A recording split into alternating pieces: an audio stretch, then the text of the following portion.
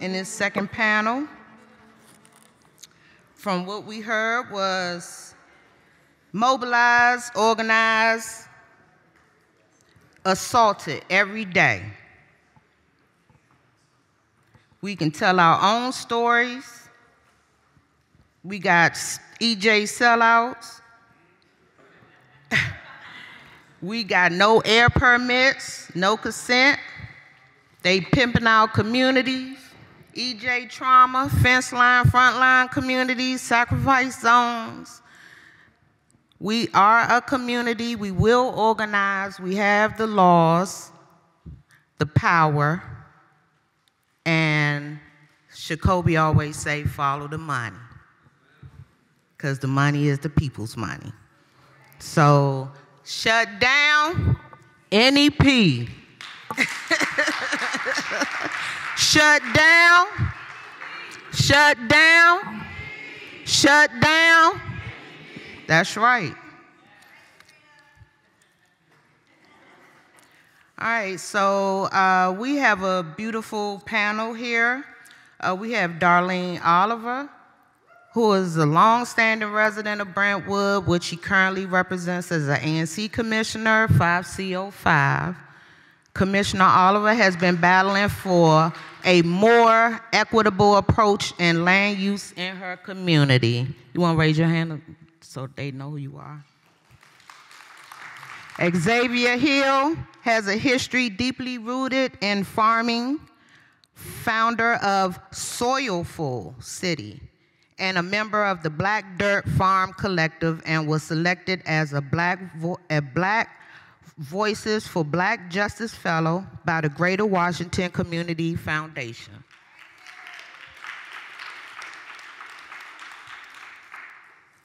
Rhonda Hamilton is a lifelong resident of DC's Buzzard Point.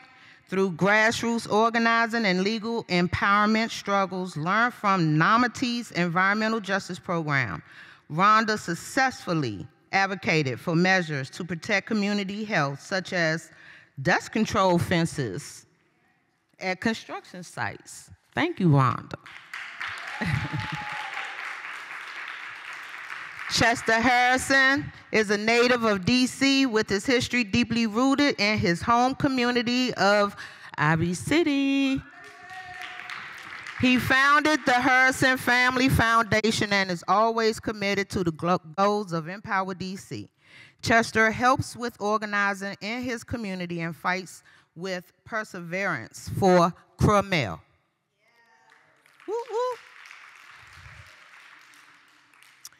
Bill Washburn is a retired community planner of 40 years experience with PG County, Maryland Planning Department and the DC Office of Planning, where he coordinated large tract development reviews and contributed to revisions of the comprehensive plan. Ooh, thank you, Bill.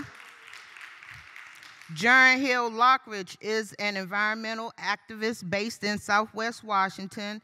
Hill Lockridge works with several organizations such as William O. Lockridge Community Foundation, Women at the Well, and the Ward 8 Health Council.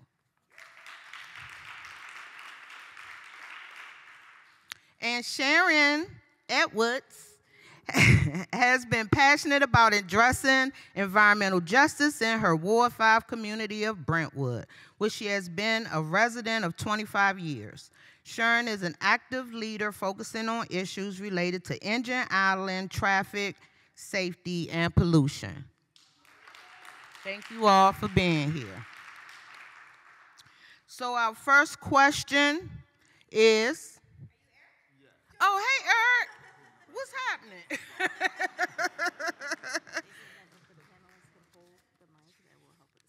Okay, so we need y'all to hold the mic when you answer the question. Okay, Eric Hayes has been a DC resident for 16 years and lived in Anacostia for the past 10 years. Eric is an artist and entrepreneur and has been active on dumping issues, also currently works in the technology sector. Okay, so the first question is, and we're going to go down the line, We don't have that much time. What is the EJ issue you are working on and how it is affecting your community or the community you work with? Eric, you can start. The issue that I'm working on in my community is it's illegal dumping, but it's just trash in general. It's a long neglected community, and so when I first moved in, there was just serious trash issues where people in the neighboring apartment complexes was using the land as a dump site. A lot of the vacant lots are used as dump sites. When I moved in the apartment across from me, I mean, people would open their doors and they would dump out bags of trash out onto the street. And so basically, for the past 10 years, I've just been trying to, because it wasn't enough just picking up the trash. I mean, I started doing that, but you know, some people started playing games and they would wait until I finished and then they would throw out more trash. And so it was a matter of just trying to change hearts and minds, I guess the expression is. It's just trying to figure out how to get people invested in the community and just solve some of the issues because, like I said, there was a lot of dumping. There was one point where kids were using the trash bags as hiding places because they were playing hide and seek. When I went to document that, I found, there's an open sewer line. So, you know, illegal dumping is like a symptom. And so it's just trying to figure out how to solve some of the issues that the community has. That's it. Thank you. Sharon? What was the question? What is the EJ issue you are working on and how is it affecting your community or the community? Okay. In Brentwood, I'm working on air quality. And what is it doing in my neighborhood? We have 85% of the industrial facilities in Brentwood, right behind my house. To the right of me is DPW. Oh God, what's that thing called? Fort Myers Construction. No, that's to the right of me. Fort Myers and the transferring place. So all those fumes are coming up through my back windows. And to the left of me is DPW again, DDOT, Capital Paving, and they're going to bring the RC buses. So all those fumes are coming in throughout my neighborhood. I have respiratory issues and I suffer with asthma. And that's been a big concern of mine. At night, I have restless nights because of the idling of the tractor trailers that's parked in the circle behind my house that's idling all night, that I get up 2 and 3 o'clock in the morning, call 311, then I have to call the police department to come and ask them to turn the trucks off. Now that's going on throughout the week. And so I'm losing restless nights, sleeping, issues with, like I said, upper respiratory problems. And the air quality in my neighborhood is very low. And I'm just tired of the issues of the facilities that's over there, like I just named. And I'm just tired of it. And it's becoming a headache for me. I've been over there 25 years, and I've been suffering with this ongoing for the last 25 years. So, and it's just becoming a nuisance. And on top of that, the rats, the rats are running free through, because DPW is over there, and that's a issue. It's just, we just deal with a lot in Brentwood. Thank you, Sharon. Chester? I was born and raised in Ivory City, and we actually used to play behind the chemical plant. Any people? Progressing them, do things out there, and we had walkthroughs. I walked through with them, and I never smell what everybody else smelling. Like, so my senses, I'm numb to it. I played in it. I played back there. We had our clubhouse back there. We ain't had no rec center around there. You know, so like, that's my biggest thing. Like, close this chemical plant down in my neighborhood. I don't want my grandkids growing up with that. And that's my big thing right there. And open our rec center up. Thank you, Chester.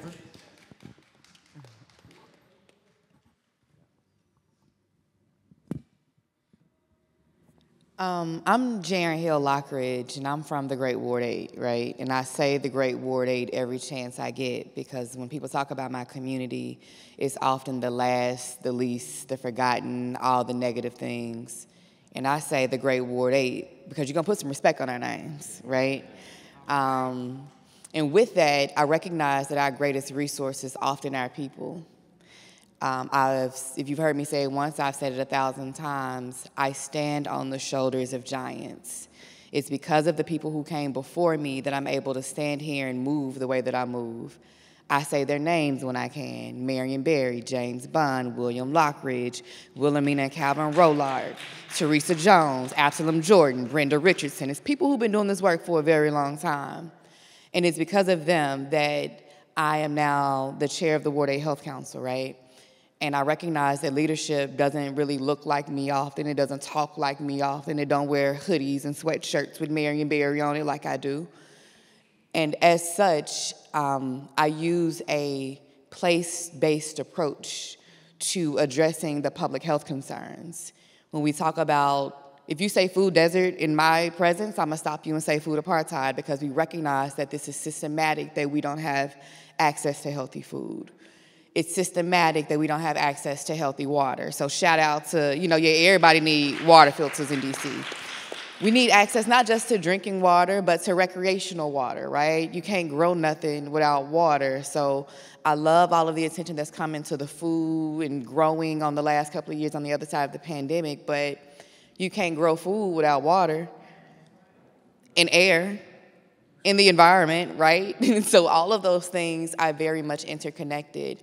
And with this new hospital coming into our community, if you know about the Black maternal health crisis in the country, you'll know about it in DC.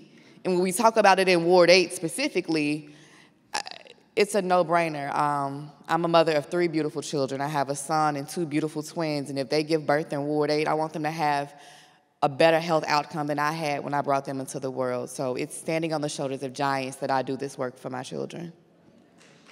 Thank you.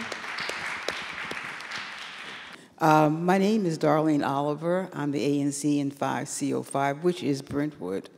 I'm going to state a few facts that we've been dealing with for years, and in that is the answer to your question. I don't know if any of you know, but Brentwood at one time was a plantation. That's how it started out. And that meant slaves, cattle, tobacco, the whole 9 yards. And I'm going to come back to that. My family's lived in Brentwood for over 70 years. And when we moved there were farms and there were barns. That's all gone now, of course.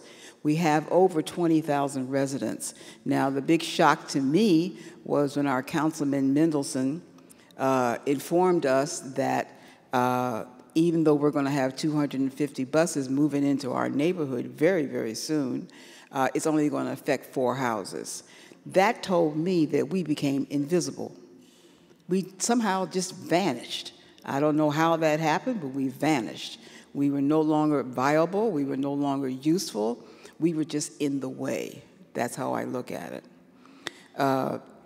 When my father was trying to buy the house that we live in now, he had to deal with redlining, and he hated being called a colored man. He said one time he went to the office, and the secretary said, "Oh, that colored man is back again." We have to deal with a lot of industrial waste, asthma, cancer, and what does that lead to? A shortened lifespan. We deal with a lot of people dying very, very early and from just bizarre cancers. And another thing is, I think Sharon touched on it, was rats. Because we have a garbage dump in the neighborhood, the city garbage dump in the neighborhood, I had to call in, was it 2 weeks ago or last week, I called in the DC team on rodents to come in and help us. We had a big meeting. They came back and they sprayed the whole neighborhood. They sprayed our neighborhood. They went up to the Brooklyn Manor. We did that whole complex. And the rats were everywhere. I got a full education in rats, trust me. We have to deal now with a garbage dump, the DC Concrete Company, DC trash trucks, a water tunnel, DC street repair, and massive railroad tracks behind us, which brings in trains from all over the country. They come through our community. And that's why I say that environmental racism was planned. It didn't just happen. It was planned, and it's still being planned. And they're very good at it. Brentwood, to me, is still a plantation. It hasn't changed. It's been years since it was a plantation in 1817, and where are we now? It's still a plantation. Environmental racism is real, alive, planned many years ago, and it's a monster. Thank you. Thanks, Darlene. I was born and raised in Nashville, Tennessee, where I watched the State Highway Department bury a good part of North Nashville under Interstate 40, okay? And for those who may not know, the community of Greenwood in Tulsa, Oklahoma, was buried under the Tulsa Bypass, another interstate highway, okay? This city, D.C., almost got paved over by 60 miles of 6 to 8 lane freeway back in the late 60s. Now what happened was people here in D.C. raised so much hell that they forced them to table those plans, and the $1 billion that would have paid for those roads was the first $1 billion that was sunk into the construction of Metro, okay? Just a little history for you to know about. You know, I'm an urban planner, retired, okay, and I'm AICP certified, okay. So, but just these things for us to know about in terms of the environmental racism. Now, with respect to what's going on in Ward 8, I've lived in Ward 8 since 1972, and in Bellevue area. So. And I love it. I love it. Yes, it's the poorest ward in the city, but the people of Ward 8 have heart, okay? We are faced with a number of things, issues that I'm working on specifically as the chair of the Environmental Justice Committee for DC NAACP branch. We are dealing with lead in the drinking water, and we are also dealing with asthma triggers, specifically methane. We have a compressed natural gas fueling station that's being put in at the Shepherd Park Metro Bus Garage, which was built on the site where it used to be DC Village. And we have concerns about that because methane gas is a component of smog, which is a trigger of asthma. Ward 8 has the highest childhood asthma rate in the city. It's about 5 times as much as the asthma rate for children born west of the park in Ward 3. And in addition, on top of that, we're dealing with the traffic-related air pollution that comes from I-295. And then in Ward 7, where it becomes DC 295, that's a sewer for the lungs because we've got traffic-related air pollution there as well. And so what we're trying to do with respect to what's happening at that Metro Bus Garage is to get WMATA to come out here and start talking to the community because we are invisible to WMATA. We are invisible to WMATA.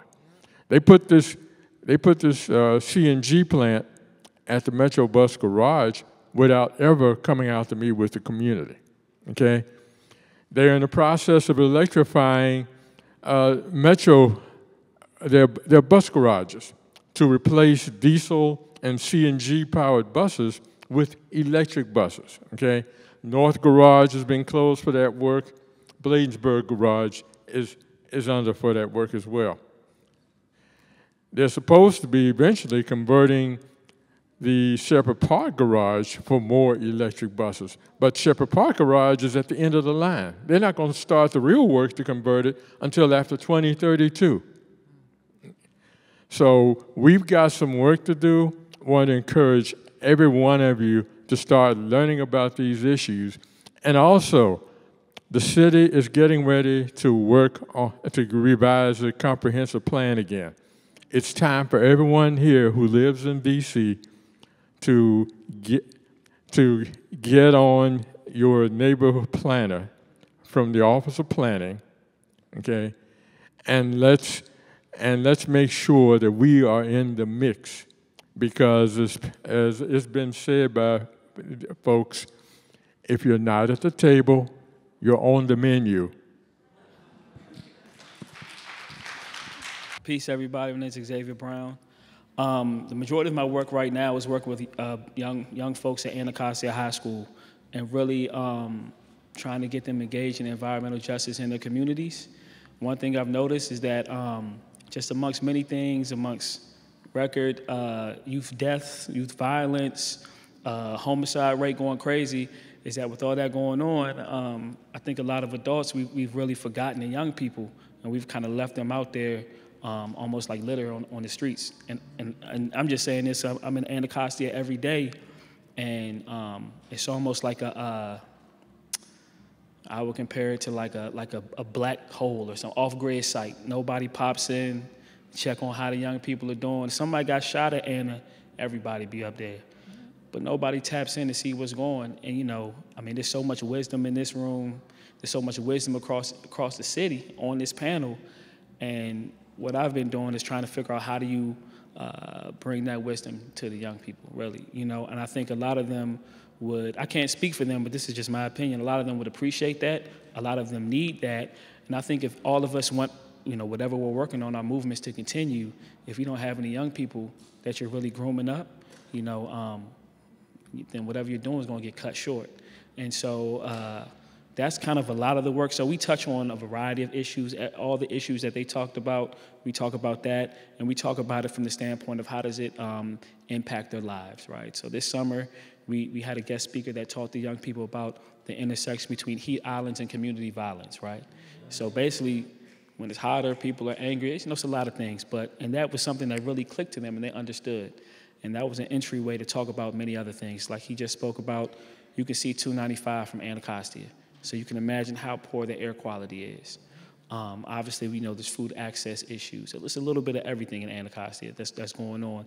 But I'm working with like 16 and 17-year-old black kids every day and trying to get them involved in this space and trying to find entryways for them, whether if it's in their neighborhood, it could be Ivy City, it could be Brentwood, it could be whatever neighborhood in DC, you know, just trying to find points where they can be a part of it. Because I think that's, you know, we can, I think there's an intersection between kind of violence prevention and environmental justice that we can find, and we can save a lot of people, and you can kind of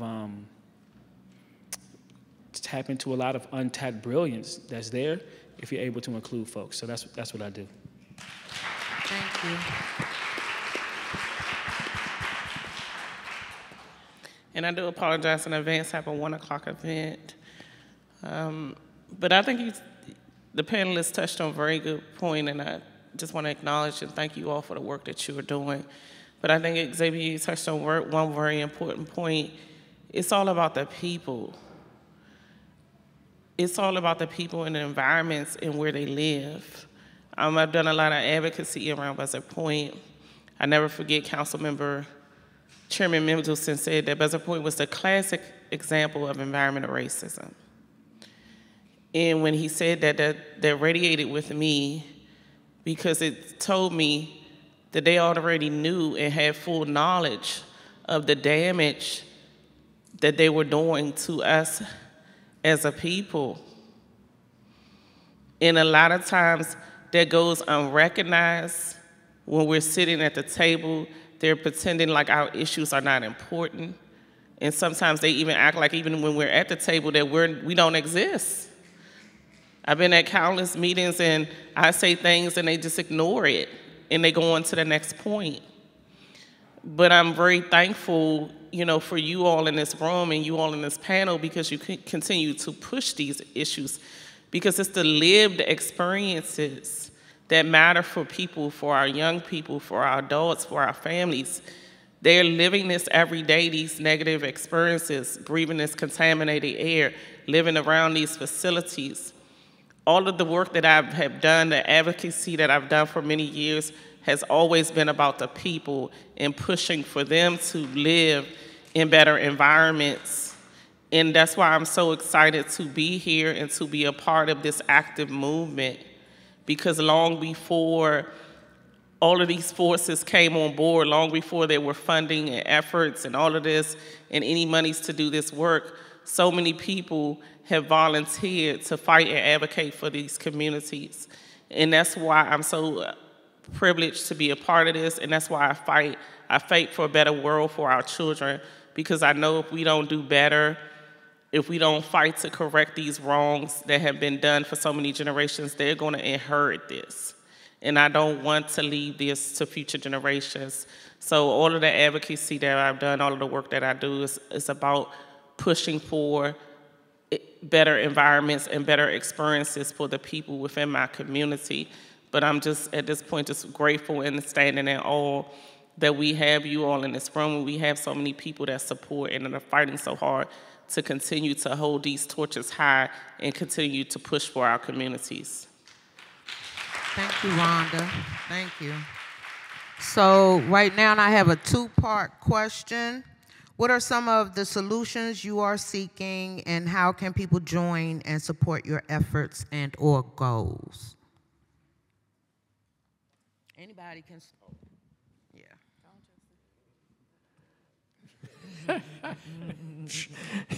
I've been preparing for this for about 30 years, so please forgive me.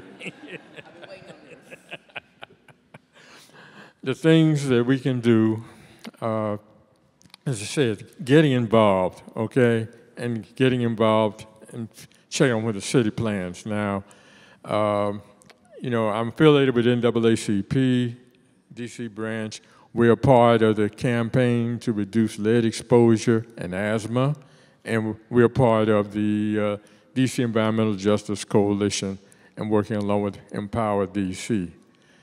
And what we want you to do is to spread the word, inform yourselves about these issues and how they impact us so that we can reach out. And you're right about needing to reach the kids, okay? One way to reach the kids is to use our cultural resources to reach out to them. Music, okay? And I'm bringing this up because I'm a professional musician on the side. I'm a professional jazz musician. All right now. And who appreciate hip-hop and go-go. And go-go is unique to Washington, D.C., okay? Speaking of erasure, they tried to shut go-go down in this city, okay? They didn't succeed because those young folks got together, they got on their cell phones, and they organized, okay? And that's one thing that's one reason we need to involve our young people, because they really know how to use this technology, and it's not just to tell folks where the next party is, okay?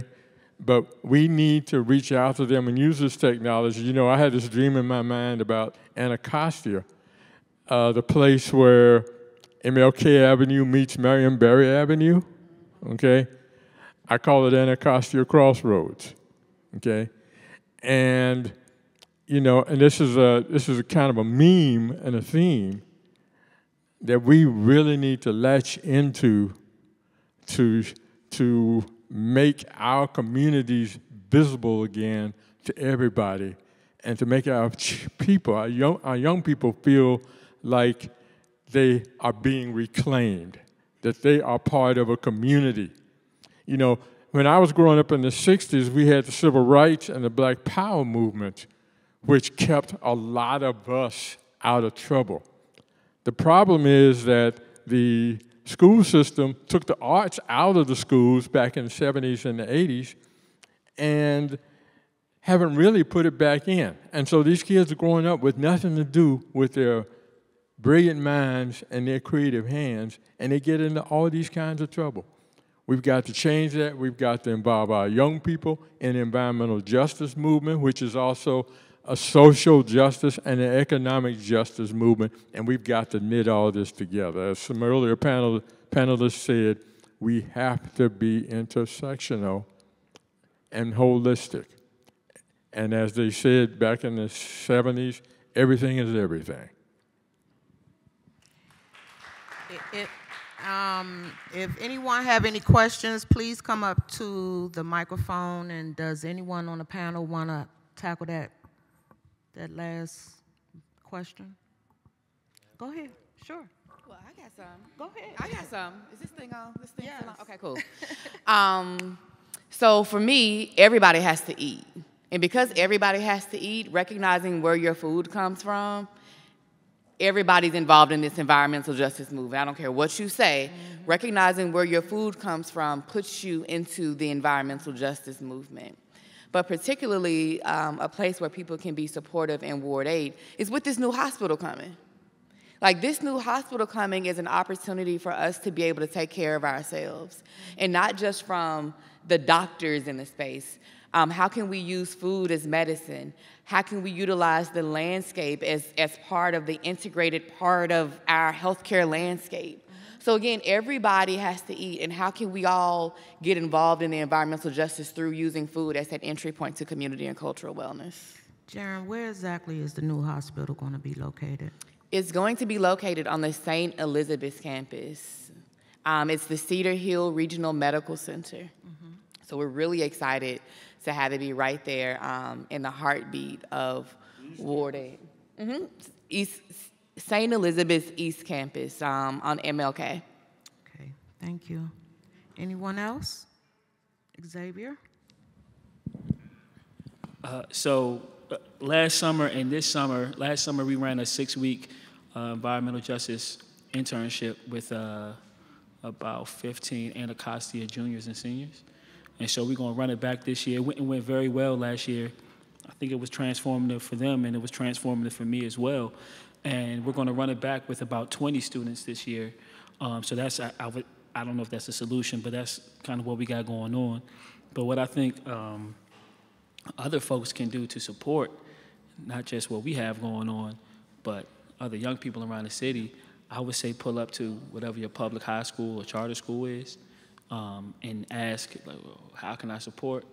You know, how many kids are going to college? You know, it's people about, you know, even if you don't have a child there, you know somebody's going to graduate.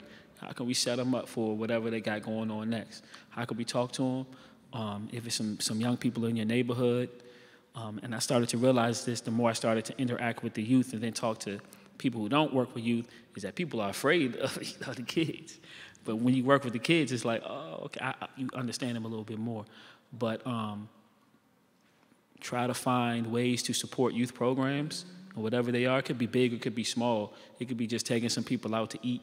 It could be gardening. It doesn't have to be really complex. I think everybody has something to offer. That's what I realized, and I think if you're consistent, then you'll see the results.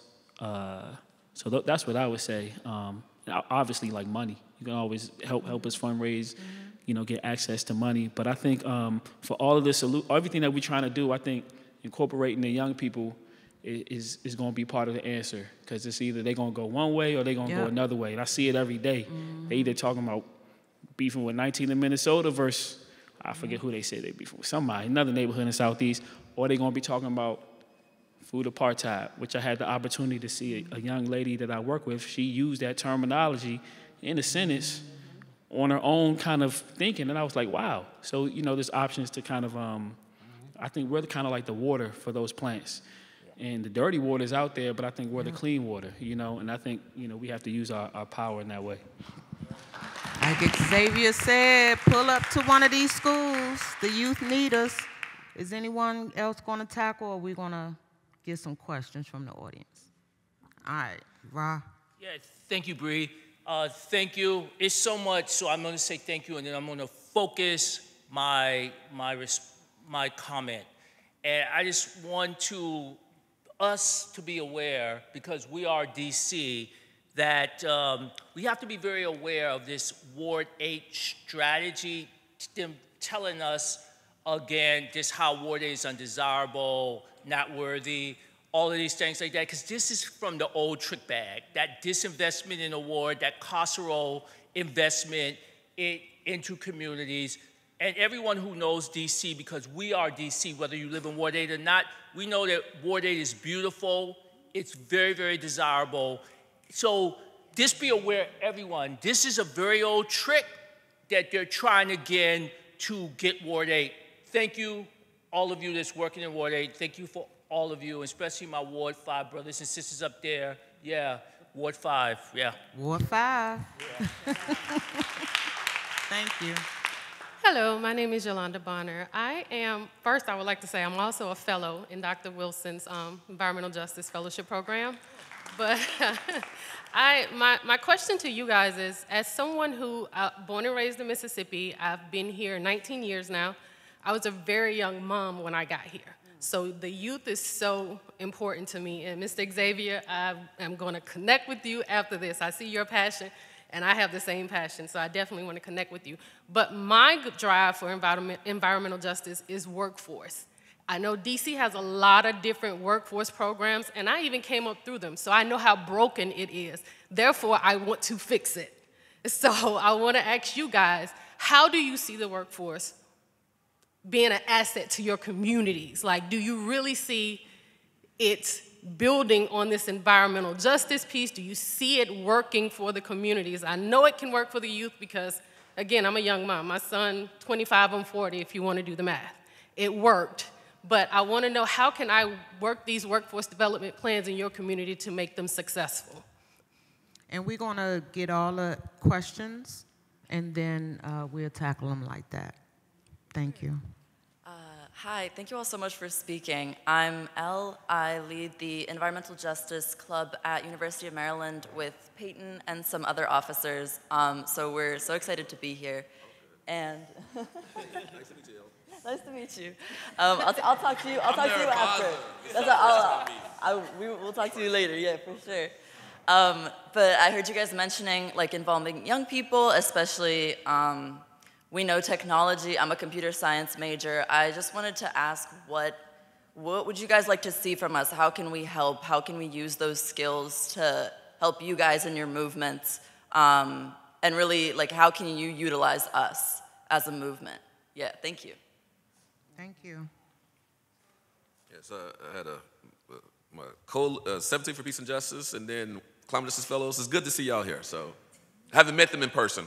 Yeah, Yolanda recently. So more comments. It's really, for me, just getting emotional nutrition, hearing from community, right? Because being an academic, being in the white supremacist institution and dealing with that stuff, really being able to hear from y'all is really important to reground me. So I just want to share that appreciation. I think, my question is, on this issue of food apartheid and this issue of youth, how are you engaging some of these other institutions in the city, right? Academic institutions, you do have a lot of, you have Howard, you have UDC, you have other institutions. How are you engaging them? And for Xavier, I think you're doing great work. I just want to put a plug in. We do have a summer internship program. One of our colleagues at Morgan State has a summer internship program. We're bringing on high school students this summer ourselves, where they're going to come in for like 6 weeks. So we'll be happy to host some high school students or bring some of our work to you, mainly around the air quality monitoring, which we do a lot of. And I think, just to say this and pass the mic back, I think all the work you're doing is very important. Help us, challenge us to make sure that the infrastructure that's out that's supposed to be serving, that helps serve and support y'all, that we're really doing our job. So I just want to end on that point because, as I said, I'm the co-director of TIC-TAC. There's multiple entry points for y'all to be engaged with the TIC-TAC. One entry point is Empower DC. Another entry point is DC EJ Coalition. So I just want to make sure that we are doing our jobs and providing that service to y'all as you're fighting in your communities. I'll stop there. Thank you. Thanks, Jacoby. everyone. I'm Diana Alonzo Watkins. I am a Board of Instigator member at Diverse City Fund. And thank you all for talking with us today. I wanted to hear a bit more about how the role philanthropy has played in supporting your work across the area. Diverse City Fund does a community-led decision-making process that is where DC organizers make the decisions for where funding goes across the wards. We have a number of EJ grantees across the wards, but wanted to get a sense of how the overall philanthropic community in the DMV area has or has not supported your work. Peace, everybody. My name is Antonio Hernandez. I'm a filmmaker based in PG County, Hyattsville. And my question is, how does storytelling, film media affect or doesn't affect the movement, and what kind of stories are being told or still need to be explored, still need to be told? Thank you. Hey, y'all. Thank you so much for sharing so much about all of your communities. My name is Prerna. I lead Senator Cory Booker's climate and environmental policy. I've only been in DC for a couple years. I'm originally from Texas. And I know that a lot of folks like me are sort of the problem in DC, right? Like there's a lot of transplants here. I was just talking to someone at breakfast about how a lot of folks who work in politics here don't really get, like work on national policy, but don't really get involved at the local level. And I think it's certainly on us to like learn about the issues in DC and get up to speed and be able to support the community work here. But we heard a little bit in the panel earlier about some of the technical issues that community organizations face that's, I think, really important for policymakers to know. But just wanted to ask, like, what else would you want to, say to the folks who, maybe aren't rooted in DC but want to be involved in this work, and how can we be supportive at, like, sort of a national and local level? So we have several questions. How to fix it? How can we get the help for the movements? Correct me if I'm wrong. How can we utilize? How are we engaging other institutions? How are the organizations helping, and how are the organizations working out? What are the stories being told, and what to say to folks that are not being engaged? Is that right? So that's a lot. I know. And we're going to have a chat and chew upstairs during lunch. So if you all want to talk about these things during lunch, that's fine. But we have, how many minutes? We have 10 minutes? Oh, okay, go ahead. We got a few minutes. Okay, well, what? Okay. Okay, well, what I'm looking for commitment is to have you all that's available to reach out to me, to come to my neighborhood, to see what I'm talking about, to see the smell, the industrial facilities, because a lot of people in DC doesn't know where we at. Brentwood is a large place, but in the back of my home is where 85% of the city has industrial facilities. And that being said, you can reach me, reach out to Parissa and Sabrina, and we can start a walkthrough and see what I'm talking about. And, just come out and I'm home all the time, and just come out and give me thoughts of what I can do. The agencies, because I reached out to them on several occasions, EEOC, DDOT, DPW, and it's an ongoing issue. They transfer me to this place, that place, that place. So I'm confused on where I need to go. I'm talking to 311. I have a list of what is it called? Of request numbers. And like I said earlier, I have respiratory problems. I have sleepless nights. And when I call 311, they'll give me a reference number, but then they say I have to call the police. So then when MPD come out, it's 2 and 3 hours later, I'm up waiting on them. They'll wake me up, I fell back asleep, and they come out and say, "It's nothing we can do. We can knock on the door." But it's a 3-minute idling law, and they start at 10, 11 o'clock at night, and they all through the night, every day, all, just idling, and the smell comes through my window. It's coming through my air conditioner. It's coming through my heating unit. So it's no way of getting around it. So I'm looking for solutions, people that I can talk to, because the government is not helping. Thank you. I just wanted to plant a few little seeds as far as workforce development goes, because we really have to look at not just simply our young people especially having jobs, but being able to develop careers, okay? Careers that help them to become productive members of our community and to be able to pass some wealth on, because part of the racism that has impacted the black communities in this country has been our inability to pass wealth on, okay? And don't think that if you make a lot of money that you somehow escape that trap, because some of you may remember Reggie Lewis, the black billionaire who bought Beatrice Foods.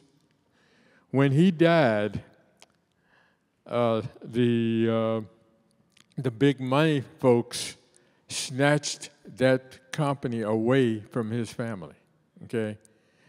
And the erasure of our communities for works like interstate highways and so forth has seen to it that we don't have wealth to pass on.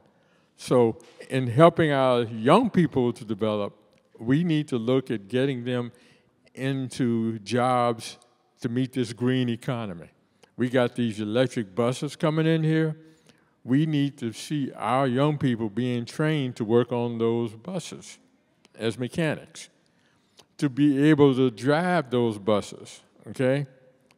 In terms of the technology, we need to make sure that our young people are taking some of the skills they've already developed working with the technology at hand, okay? That involves cultural development. That involves teaching our young folks how to tell stories with that technology so that they can reestablish the tradition of griots in our community. And the griots in traditional African societies were the people who kept the history of the community in their heads, and they talked about it, okay? And that griot tradition comes through our music and our poetry, going all the way back to Gil Scott-Heron, going all the way back to the last poets, going all the way back to Langston Hughes. And if we begin to see these things as riches and treasures that we can use to build ourselves up, then our communities are going to transform into something that we control, and that, yeah, other people will want to live there, because, you know, unlike some folks, we don't do redlining. We've been redlined, but we don't do redlining. But the thing is for us to seize the time. All right. And I just want to say, you know, we still dealing with environmental racism. We fighting for clean air, and then we also fighting for clean water. And we need our soil to be clean so we can plant gardens and eat from the land. Go ahead, Xavier. Just real quickly to answer some of the questions. I think for the workforce piece, DC has a bunch of workforce programs, but nobody knows what anybody's doing. So a lot of them, they probably need to reduce and condense some of them. I think it would be interesting, to your point, that I think that the training the young people is good, but I think they gotta know how. You'd be surprised at like some of the literacy rates in DC public schools, and so to be able to get to where you're talking about, they have to be able to read and understand directions. So I think it would be interesting to see maybe some schools that are developing from elementary school all the way up to high school with the purpose of like training people go in the workforce, right? But it's starting in elementary school.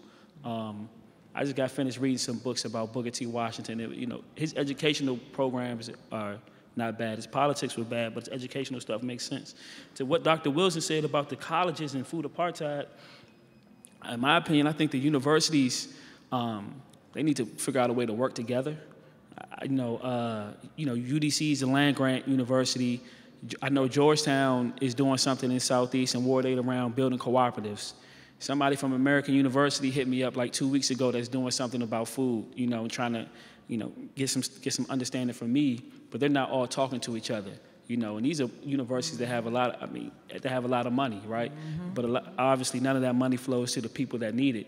So I think those universities really need to figure out a way to coordinate with each other, because I think there's no reason with as much wealth that, DC has, money that flows through DC, that is, black people and Latino people that are hungry, and died from a lot of these diet-related illnesses. So I think the universities could do a much better job outside of just getting money for research and then they disappear and they take your story down. So I think that's it. And Antonio, I know Antonio, I would love to connect with you on some video stuff.